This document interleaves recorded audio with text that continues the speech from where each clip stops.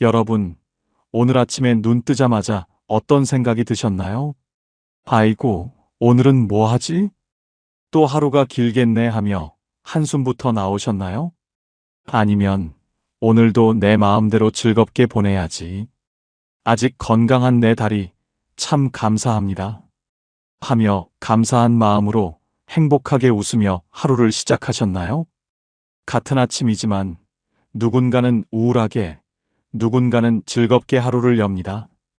똑같이 나이 들었는데 어떤 분은 매일 불안하고 외롭고 어떤 분은 편안하고 자유롭습니다.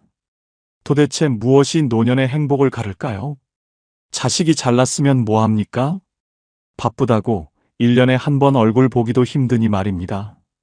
돈이 많으면 뭐합니까? 쓰지도 못하고 통장만 들여다보며 불안해하니 말입니다.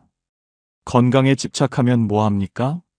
수치에 매달리다 삶의 즐거움을 다 놓치니 말입니다. 돈, 명예, 자식 성공한 것? 다 필요 없습니다. 정작 중요한 건 따로 있습니다. 오늘 제가 드릴 말씀은 여러분이 70, 80이 되어도 당당하게 매일을 가볍게 인생 즐기고 행복하게 사는 진짜 비밀 20가지를 파헤쳐 보려고 합니다. 내 인생은 왜 이렇게 무겁고 답답할까? 왜 마음이 편하지 않을까? 고민하시는 분들은 오늘 이야기를 끝까지 들어보십시오. 이야기가 끝날 때쯤엔 여러분은 그 해답을 얻으시고 인생이 분명히 달라 보일 겁니다. 지금부터 시작하겠습니다. 첫 번째, 자식 인생에서 손을 떼는 게 노년 행복의 출발점입니다. 이영숙 씨는 평생 자식 둘을 키우느라 고생했습니다. 밤낮으로 일하고 끼니를 걸으면서까지 자식들 대학 보내고 결혼시키고 집 장만하도록 도와줬어요. 큰아들은 결혼해서 경기도에 살고 딸은 부산에 삽니다. 이영숙 씨는 서울 변두리 작은 아파트에 혼자 살아요. 남편은 5년 전에 돌아가셨습니다. 이영숙 씨는 생각했습니다. 내가 이렇게까지 했으니까 애들이 나를 잘 챙겨주겠지. 그런데 현실은 달랐습니다. 자식들은 바빴어요. 아들은 회사 일하고 손주 둘 키우느라 정신없었고 딸은 시댁일 돌보느라 바빴습니다. 명절 때나 얼굴 볼까 말까 했고 전화도 이영숙 씨가 먼저 걸어야 받았어요. 어느 날 아들한테 전화했습니다. 아들아, 엄마 심심한데 주말에 올래? 엄마 미안해요. 이번 주말엔 애들 학원 보내야 돼서요. 다음에 갈게요. 이영숙 씨는 전화를 끊고 한숨을 쉬었습니다. 그래, 바쁘겠지. 딸한테도 전화했습니다. 딸아, 요즘 뭐해? 엄마 목소리 좀 듣고 싶어서. 엄마 지금 좀 바빠. 나중에 전화할게. 딸은 바쁘다는 말만 하고 전화를 끊었어요. 이영숙 씨는 서운했습니다. 내가 그렇게 고생해서 키웠는데 왜 이렇게 무심할까? 밤마다 울었어요. 자식들 원망하고 스스로를 자책하고 내가 뭘 잘못했나 하고 되뇌었습니다. 아침에 일어나면 제일 먼저 스마트폰을 확인했어요. 애들한테 연락 왔나? 없었습니다. 하루 종일 전화기를 보며 기다렸습니다. 저녁이 되면 또 확인했어요. 여전히 없었습니다. 나만 외로운가 봐. 밤에 잠들 때도 생각했습니다. 내일은 연락 올까? 이렇게 몇 년을 살았습니다. 그러던 어느 날 복지관에서 만난 상담사가 말했습니다. 어머니, 자식들 인생은 자식들 거예요. 어머니 인생도 어머니 거고요. 이제 손 떼셔야 합니다. 이영숙 씨는 깜짝 놀랐어요. 손을 떼라니, 그게 무슨 말이에요? 내 자식인데. 상담사가 조용히 말했습니다. 잘해주지 말라는 게 아니에요. 기대하지 말라는 겁니다.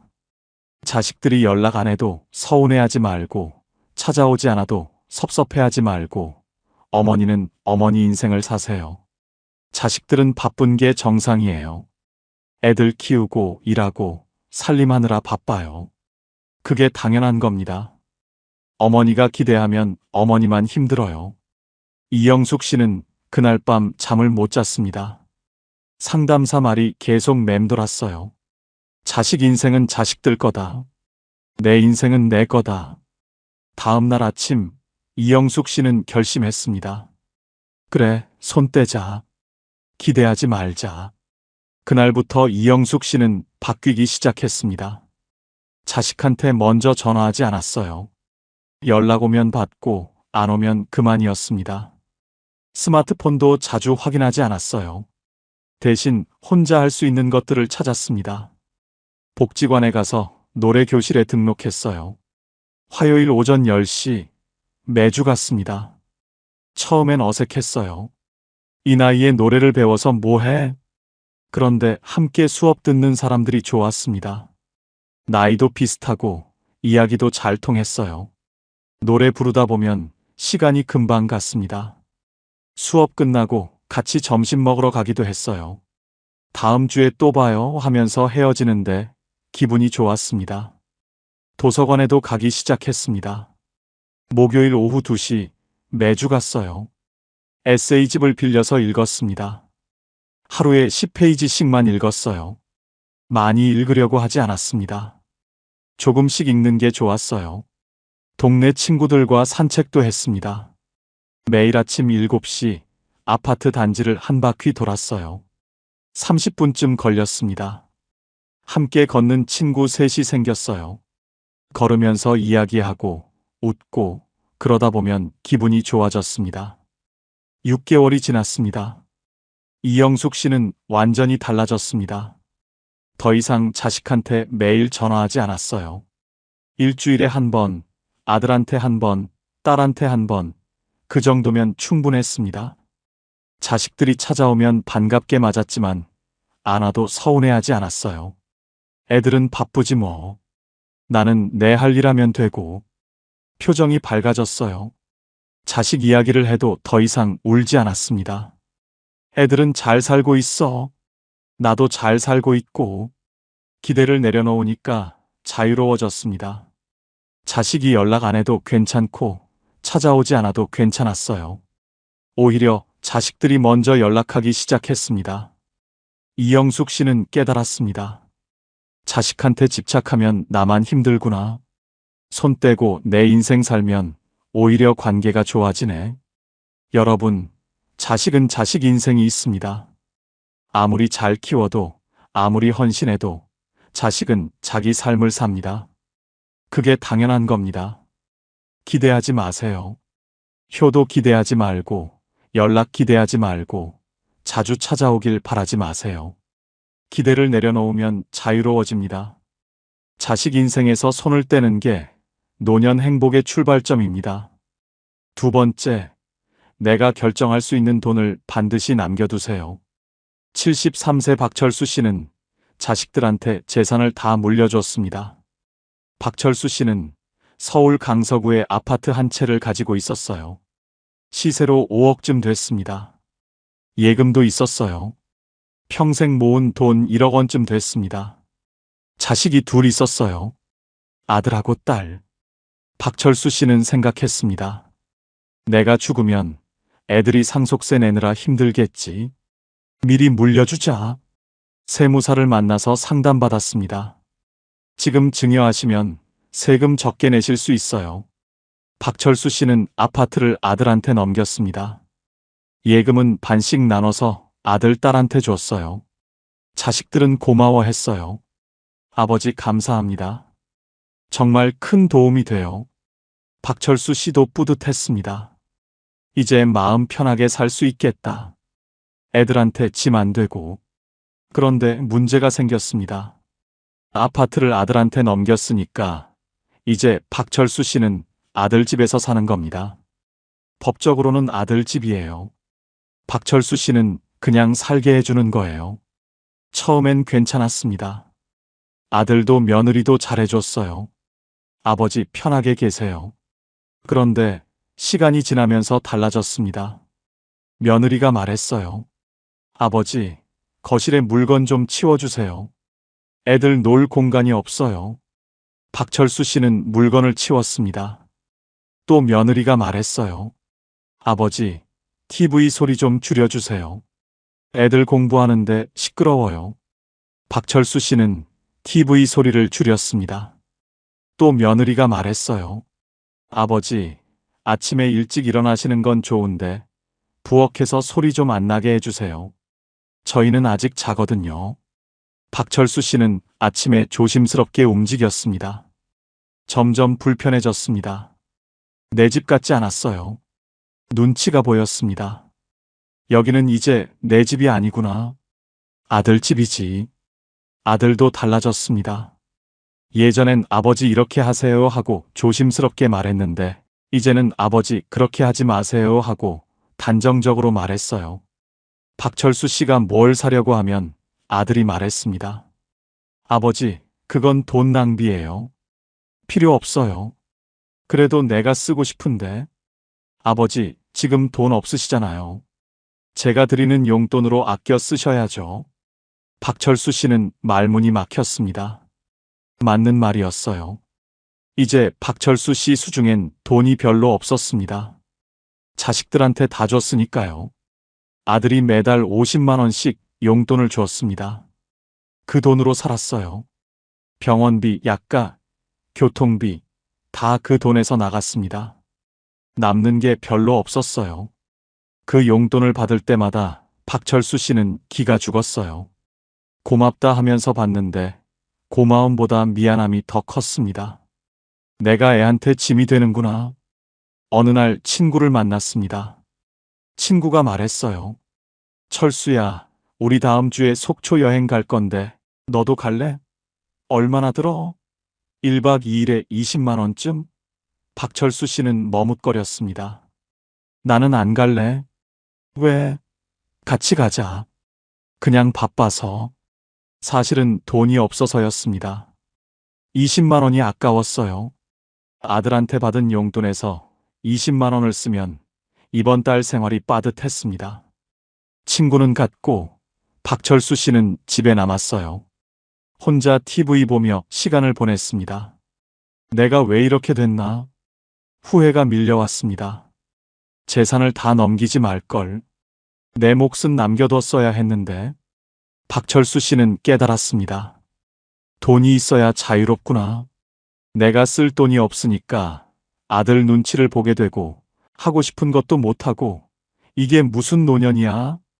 여러분, 자식한테 재산을 물려주는 건 좋은데 본인 몫은 반드시 남겨놔야 합니다. 죽는 날까지 본인이 쓸 돈은 본인이 직접 쥐고 있어야 해요. 그래야 자식들 앞에서도 당당하고 갑자기 목돈이 필요해도 누구한테 손 안 벌립니다. 큰 돈이 아니어도 됩니다. 통장에 몇백만 원만 있어도 마음이 다릅니다. 그게 바로 비밀 통장의 의미예요. 돈이 아니라 자존감의 안전망입니다. 내가 결정할 수 있는 돈, 내가 쓰고 싶을 때 쓸 수 있는 돈, 그게 있어야 노년이 존엄합니다. 세 번째, 건강 수치에 너무 집착하지 마세요. 70세 김정희 씨는 건강에 집착했습니다. 혈압계를 집에 두고 매일 아침 혈압을 쟀어요. 130이 넘으면 불안했습니다. 어제는 125였는데 오늘은 왜 130이야? 혈당도 매일 쟀어요. 혈당 측정기로 손가락을 찔러서 피를 짜내고 수치를 확인했습니다. 100이 넘으면 걱정했어요. 왜 이렇게 높아? 콜레스테롤도 신경 썼습니다. 석 달에 한 번씩 병원 가서 피 뽑아서 검사했어요. 수치가 조금만 높아지면 의사한테 물었습니다. 선생님, 이거 괜찮은 거예요? 네, 괜찮아요. 나이 드시면 좀 올라가는 게 정상이에요. 그래도 낮춰야 하는 거 아니에요? 약 드시고 계시잖아요. 괜찮아요. 김정희 씨는 불안했습니다. 인터넷으로 건강 정보를 찾아봤어요. 혈압 130 넘으면 위험하다. 혈당 100 넘으면 당뇨 위험, 콜레스테롤 높으면 심장병 위험. 겁이 났습니다. 식단을 철저히 관리했어요. 운동도 매일 했습니다. 아침 6시에 일어나서 1시간 걸었어요. 비가 와도 우산 쓰고 걸었습니다. 눈이 와도 조심조심 걸었어요. 하루라도 안 걸으면 불안했습니다. 오늘 안 걸으면 건강 나빠지는 거 아니야? 그렇게 살았는데 오히려 스트레스만 쌓였어요. 친구들이 밥 먹자고 하면 고민했습니다. 메뉴가 뭐야? 삼겹살 먹으러 가자. 나는 안 갈래. 기름진 거 못 먹어. 그럼 칼국수는? 밀가루 음식은 몸에 안 좋아. 나는 패스. 친구들이 점점 안 불렀어요. 정희는 까다로워서 같이 밥 먹기 힘들어. 김정혜 씨는 외로워졌습니다. 집에서 혼자 밥 먹고, 혼자 운동하고, 혼자 혈압 재고, 혼자 걱정했어요. 내가 건강을 위해 사는 건가?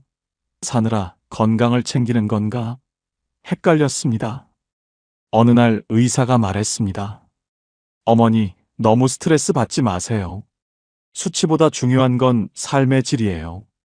어머니 나이에 혈압 130이면 괜찮아요. 혈당 100도 괜찮고요. 너무 집착하지 마시고 적당히 관리하세요. 먹고 싶은 거 가끔 먹고 운동도 기분 좋을 때만 하시고 그렇게 사세요. 김정희 씨는 그날부터 조금 느슨해졌습니다. 혈압 매일 재던 걸 일주일에 한 번으로 줄였어요. 혈당도 가끔만 쟀습니다. 먹고 싶은 거 가끔 먹었어요. 친구들이 삼겹살 먹자고 하면 갔습니다. 한 달에 한 번쯤이야 괜찮지. 맛있었어요. 스트레스가 줄어드니까 얼굴도 밝아졌어요. 친구들이 말했습니다. 정희야, 요즘 표정 좋아 보이네. 응, 요즘 좀 편하게 살아. 김정희 씨는 깨달았습니다. 건강의 목적은 오래 사는 게 아니라 내 발로 내 삶을 사는 거구나. 수치에 집착하다 삶을 망치면 무슨 소용이야? 여러분, 완벽한 건강을 추구하지 마세요. 적당히 건강하면 됩니다. 무리 없이 걷고, 혼자 밥 먹고, 화장실 가고, 그 정도면 충분합니다. 건강에 집착하다 오히려 삶을 망치지 마세요. 네 번째, 오래된 관계라도 나를 소모시키면 내려놓으세요. 68세 한명숙 씨는 40년 지기 친구가 있었습니다. 이름은 순자였어요. 젊었을 때부터 친하게 지냈습니다. 같은 동네에 살았고, 자식들 나이도 비슷했고, 자주 만났어요. 그런데 나이 들면서 순자를 만나는 게 점점 피곤해졌습니다. 만날 때마다 순자는 자기 자식 자랑만 했어요. 우리 아들 말이야, 요즘 회사에서 승진했어. 이제 부장이야. 연봉도 엄청 올랐대. 그래, 잘 됐네. 우리 딸은 시집을 정말 잘 갔어. 사위가 의사거든. 강남에 병원 하나 있어. 돈 잘 벌어. 한명숙 씨는 그 이야기를 들으면서 비교당하는 기분이 들었습니다. 한명숙 씨 자식들은 평범했거든요. 아들은 중소기업 다니고 딸은 평범한 회사원이에요. 돈 많이 버는 것도 아니고 그냥 평범하게 삽니다. 순자 이야기를 들으면 한명숙 씨는 초라해졌어요. 나는 왜 이럴까? 내 자식들은 왜 이렇게 평범할까? 그리고 순자는 늘 부정적인 이야기만 했어요. 요새 세상 정말 살기 힘들어. 물가는 오르고, 연금은 적고, 애들은 바쁘고. 그래도 살아야지 뭐. 나 요즘 이것저것 다 아파서 죽을 것 같아. 무릎도 아프고, 허리도 아프고, 눈도 침침하고. 병원 가봤어? 갔지. 근데 의사가 나이 들면 다 그렇대. 약 먹으래. 약만 먹으면 뭐해? 안 나아지는데. 만나고 나면 한명숙 씨는 기운이 빠졌습니다. 집에 와서 한숨만 나왔어요. 왜 이렇게 피곤하지? 순자 이야기를 들으면서 한명숙 씨도 우울해졌습니다. 맞아. 요즘 세상 힘들어. 나도 아픈 데 많아. 나도 애들 평범하고. 부정적인 생각만 들었어요. 그래도 40년 친구니까 억지로 만났습니다. 이러면 안 되는데. 오래 알고 지낸 친구인데 어떻게 안 만나. 한 달에 두세 번씩 만났어요. 만날 때마다 똑같은 이야기였습니다. 자식 자랑, 부정적인 이야기, 불평불만. 한명숙 씨는 점점 더 지쳤습니다. 그러다 어느 날 한명숙 씨는 결심했습니다. 이제 그만 만나자. 40년 친구라도 나를 힘들게 하면 안 돼. 내가 왜 이렇게까지 참아야 해? 조용히 연락을 줄였습니다. 순자가 전화하면 요즘 좀 바빠서 하고 피했어요. 처음엔 미안했습니다. 40년 친구인데 이러면 안 되는데. 하지만 시간이 지나니까 오히려 편해졌어요. 순자 생각 안 해도 되고, 자식 자랑 안 들어도 되고, 부정적인 이야기 안 들어도 되고, 비교당하지 않아도 됐습니다. 마음이 가벼워졌어요. 한명숙 씨는 깨달았습니다. 오래된 관계라고 해서 꼭 유지할 필요는 없구나. 나를 소모시키는 관계는 과감히 정리해야 해. 그게 나를 지키는 거구나. 여러분, 관계를 정리하세요. 모든 관계를 유지할 필요 없습니다. 만나면 기분 좋아지는 사람만 만나세요. 만나고 나면 피곤한 사람은 안 만나도 됩니다. 오래된 관계라도 나를 힘들게 하면 내려놓으세요. 5번째, 혼자 있는 시간을 두려워하지 마세요. 72세 오정숙 씨는 혼자 삽니다. 남편은 3년 전에 돌아가셨고, 자식은 제주도에 살아요. 아들이 제주도에서 펜션을 운영합니다. 1년에 한두 번 보는 게 전부예요. 오정숙 씨는 서울 노원구 아파트에 혼자 삽니다. 처음엔 외로웠습니다. 혼자 밥 먹고, 혼자 자고, 이게 무슨 인생이야? 남편이 살아있을 때는 아침에 일어나면 남편이 있었어요. 함께 아침 먹고, 함께 TV 보고, 함께 산책했습니다. 그런데 이제는 혼자예요. 아침에 눈 뜨면 조용합니다. 밥도 혼자 먹어요. TV도 혼자 봐요. 산책도 혼자 해요. 외로웠습니다. 울었어요. 왜 나만 이렇게 살아? 남편은 가버리고 아들은 멀리 있고 나만 혼자 남았어. TV를 하루 종일 켜뒀습니다. 소리가 없으면 무서웠어요. 조용하면 외로움이 몰려왔습니다. 그래서 TV를 계속 틀어뒀어요. 뉴스 보고, 드라마 보고, 예능 보고, 하루 종일 TV만 봤습니다. 아들한테 매일 전화했습니다. 아들아, 엄마 심심해. 언제 와? 엄마 바빠서 못 가요. 나중에 갈게요. 그래, 알았어. 전화를 끊고 또 울었어요. 친구들한테도 연락했습니다. 나 심심한데 나올래? 미안한데 오늘은 좀 바빠. 친구들도 각자 사정이 있었어요. 오정숙 씨는 점점 더 외로워졌습니다. 나만 혼자네. 나만 외로워. 그러던 어느 날 오정숙 씨는 생각했습니다. 이렇게 살면 안 되겠다. 남한테 의지하면 나만 힘들어. 혼자 있는 시간을 견디는 법을 배워야겠다. 그날부터 시도했습니다. 아침에 일어나서 커피를 천천히 마셔봤어요. 처음엔 어색했습니다. 혼자 커피 마시는 게 뭐가 좋아? 그런데 며칠 하다 보니 익숙해졌어요. 창밖을 보며 커피를 마시는데 나쁘지 않았습니다. 커피 맛이 이렇게 좋았구나. 햇살이 들어오는 게 보였어요. 나무들이 바람에 흔들리는 게 보였습니다. 세상이 이렇게 예뻤구나. 베란다에 화분을 놓고 키워봤습니다. 꽃집에서 제라늄 하나를 샀어요. 베란다에 두고 매일 아침 물을 주었습니다. 처음엔 시들었어요. 물을 너무 많이 줬거든요. 다시 샀습니다. 이번엔 물을 조금만 줬어요. 잘 자랐습니다. 꽃이 피었어요. 내가 키웠어. 뿌듯했습니다. 매일 아침 화분을 보는 게 즐거웠어요. 오늘은 어떻게 자랐나? 도서관에 가봤습니다. 집에서 10분 거리에 도서관이 있었어요. 가봤습니다. 책이 많았어요. 처음엔 뭘 읽을지 몰랐습니다. 이것저것 펼쳐봤어요. 에세이가 읽기 편했습니다. 빌려왔어요. 집에서 읽었습니다. 하루에 10페이지씩만 읽었어요. 많이 읽으려고 하지 않았습니다. 조금씩 읽는 게 좋았어요. 재미있네. 다음 날도 10페이지를 읽었습니다. 일주일이 지나니 70페이지를 읽었어요. 한 달이 지나니 책 3권을 읽었습니다. 나도 할 수 있네. 6개월이 지났습니다. 오정숙 씨는 완전히 달라졌습니다. 더 이상 자식한테 매일 전화하지 않았어요. 일주일에 한 번이면 충분했습니다. 친구들한테도 먼저 연락하지 않았어요.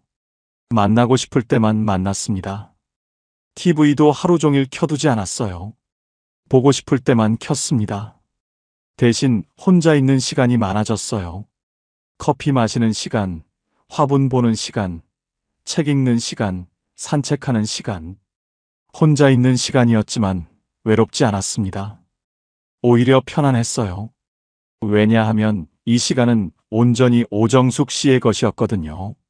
아무도 방해하지 않고, 아무도 요구하지 않고, 오정숙 씨가 원하는 대로 보낼 수 있는 시간. 이게 자유였습니다. 혼자 있는 시간을 두려워하지 마세요. 그 시간은 외로움이 아니라 자유입니다. 6번째, 새로운 친구를 사귀세요. 70세 김순자 씨는 복지관에서 만난 새 친구들과 어울립니다. 나이도 비슷하고, 요즘 하는 일도 비슷하고, 이야기가 잘 통해요. 과거 이야기 안 해도 되고, 자식 자랑 안 해도 되고, 그냥 오늘 있었던 일, 오늘 본 드라마, 오늘 먹은 밥 이야기만 해도 즐겁습니다.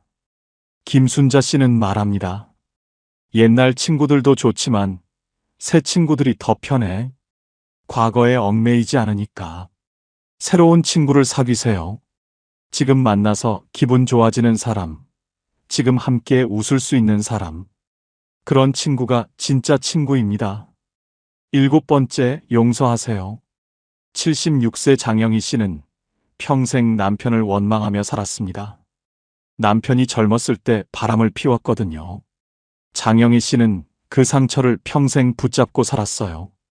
내가 그렇게 고생해서 집안 꾸렸는데 왜 그랬어 하면서 남편을 원망했습니다. 남편은 나중에 잘못을 뉘우치고 잘 살았지만 장영희 씨는 용서하지 못했어요. 그 원망이 장영희 씨를 괴롭혔습니다. 밤에 잠 못 자고 우울하고 화만 났어요. 남편은 이미 돌아가셨는데도 장영희 씨는 여전히 원망했습니다. 어느 날 상담사가 말했습니다. 어머니, 원망은 상대를 괴롭히는 게 아니라 어머니를 괴롭혀요. 남편은 이미 돌아가셨는데 어머니만 아직도 고통받고 계세요. 이제 놓아주세요. 장영희 씨는 눈물을 흘렸습니다. 어떻게 용서해요? 그 상처가 아직도 아픈데. 상담사가 조용히 말했습니다. 용서는 상대를 위한 게 아니에요. 어머니를 위한 거예요. 용서하면 어머니가 자유로워집니다. 장영희 씨는 그날부터 시도했습니다. 용서하자. 나를 위해서. 쉽지 않았어요. 하지만 조금씩 놓아주기 시작했습니다. 그때는 그랬구나. 이제 그만 생각하자. 6개월이 지나자 장영희 씨는 달라졌습니다. 남편 생각이 나도 더 이상 화가 안 났어요. 그때는 그랬지. 이제 다 지나간 일이야. 마음이 가벼워졌습니다. 용서하세요. 용서는 상대를 위한 게 아니라 나를 위한 선택입니다. 용서하면 자유로워집니다. 8번째, 비교하지 마세요.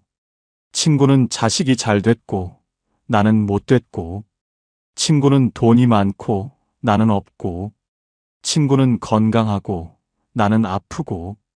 비교하면 끝이 없습니다. 비교할수록 나만 초라해집니다. 비교하지 마세요. 남은 남이고 나는 나입니다. 나는 나대로 잘 살고 있습니다. 비교 안 하면 마음이 편해집니다. 9번째, 체면을 내려놓으세요. 이제는 체면 버리세요. 남들이 뭐라고 하든 상관없습니다. 내가 편한 게 최고예요. 비싼 옷 안 입어도 되고, 좋은 차 안 타도 되고, 큰 집 안 살아도 됩니다. 편한 게 최고입니다. 10번째, 완벽하게 살려고 하지 마세요. 적당히 사세요. 집 좀 어질러져도 괜찮고, 밥 대충 먹어도 괜찮고, 몸 좀 편하게 입어도 괜찮습니다. 완벽함을 추구하지 마세요. 편안함을 추구하세요. 11번째, 물건을 줄이세요. 78세 최영자 씨는 집을 정리했습니다. 옷장을 비우고, 책장을 비우고, 주방을 비웠어요. 안 쓰는 건 다 버렸습니다. 처음엔 아까웠어요. 이거 아직 쓸 수 있는데, 나중에 필요할 수도 있는데 하면서 망설였습니다. 그런데 용기 내서 버렸어요. 버리고 나니까 시원했습니다. 집이 넓어 보이고 마음도 가벼워졌어요. 최영자 씨는 말했습니다. 진작 버릴 걸 그랬어. 물건이 줄어드니까 마음도 편해지네. 물건을 줄이세요. 마음이 가벼워집니다. 12번째, 작은 목표를 세우세요. 너무 큰 목표를 세우지 마세요. 작은 목표면 충분합니다. 오늘 산책 10분 하기, 오늘 책 10페이지 읽기, 오늘 친구한테 전화하기. 이런 작은 목표를 세우고 실천하세요. 하루하루 실천하다 보면 한 달이 되고, 한 달이 쌓이면 1년이 되고, 1년이 쌓이면 인생이 바뀝니다. 작은 목표의 힘은 큽니다. 13번째, 감사하는 습관을 들이세요. 감사는 저절로 생기지 않습니다. 의식적으로 연습해야 합니다. 매일 아침 일어나서 감사한 것 3가지를 생각해 보세요. 오늘도 눈을 떴다. 밥을 먹을 수 있다. 날씨가 좋다. 뭐든 좋습니다. 감사를 훈련하면 마음이 밝아집니다. 감사하는 습관이 삶을 바꿉니다. 14번째, 외모 관리를 하세요. 외모 관리가 젊어 보이기 위한 게 아니라 나를 포기하지 않았다는 신호입니다. 머리 빗고 옷 깨끗하게 입고 세수하고 이 정도면 충분합니다. 거울 보면서 오늘도 괜찮네 하고 웃으세요. 외모 관리는 자존감입니다. 15번째, 아무 일 없는 하루를 소중히 여기세요. 큰 이벤트를 기다리지 마세요. 평범한 날을 소중히 여기세요. 아침에 눈 뜨고, 밥 먹고, 산책하고, 저녁 먹고, 자는 평범한 하루. 그 하루가 소중합니다. 아무 일 없는 하루가 사실은 가장 큰 축복입니다. 16번째, 과거를 내려놓으세요. 과거의 영광도, 과거의 상처도, 과거의 후회도 다 내려놓으세요. 과거는 바꿀 수 없습니다. 지금이 중요합니다. 과거는 좋은 추억으로 남겨두고 지금을 사세요. 17번째, 돈을 누리는 삶으로 전환하세요. 이제는 누릴 때입니다. 먹고 싶은 거 먹고, 가고 싶은 데 가고, 하고 싶은 거 하세요. 돈 아끼느라 삶까지 아끼지 마세요. 18번째, 혼자 즐길 수 있는 취미를 찾으세요. 책 읽기, 그림 그리기, 산책하기, 화분 키우기, 뭐든 좋습니다. 혼자 할 수 있는 걸 찾으세요. 그게 있으면 혼자 있어도 외롭지 않습니다. 19번째, 죽음을 준비하세요. 죽음을 부정하지 말고 받아들이세요. 죽음은 누구에게나 옵니다. 받아들이면 오히려 마음이 편해집니다. 유언장 쓰고 정리하고 마음의 준비를 하세요. 죽음을 준비하는 사람이 오늘을 더 잘 삽니다. 20번째, 오늘을 소중히 여기세요. 내일이 있을지 없을지 모릅니다. 오늘 하고 싶은 것 하고, 오늘 만나고 싶은 사람 만나고, 오늘 먹고 싶은 건 먹으세요. 내일로 미루지 마세요. 오늘이 마지막 일 수도 있습니다. 여러분, 노년의 행복은 새로 얻는 것이 아니라 불필요한 것을 내려놓는 데서 시작됩니다. 자식에 대한 기대, 돈에 대한 집착, 건강에 대한 강박, 체면과 완벽주의, 비교, 과거, 원망, 물건, 부담스러운 관계. 이런 것들을 하나씩 내려놓으세요. 내려놓을수록 가벼워집니다. 20가지 방법은 기술이 아니라 삶을 대하는 태도의 변화입니다. 당신은 아직 무엇을 붙잡고 계신가요? 오늘 하나만 내려놓아 보세요. 내일 또 하나 내려놓으세요. 그렇게 하나씩 내려놓다 보면 어느새 홀가분해진 자신을 발견하게 될 겁니다. 늙는다는 건 비워지는 게 아니라 이제야 나에게 맞는 삶으로 돌아오는 일입니다. 여러분의 남은 인생이 가볍고 평온하기를 진심으로 바랍니다. 지금까지 황금 노후였습니다. 감사합니다.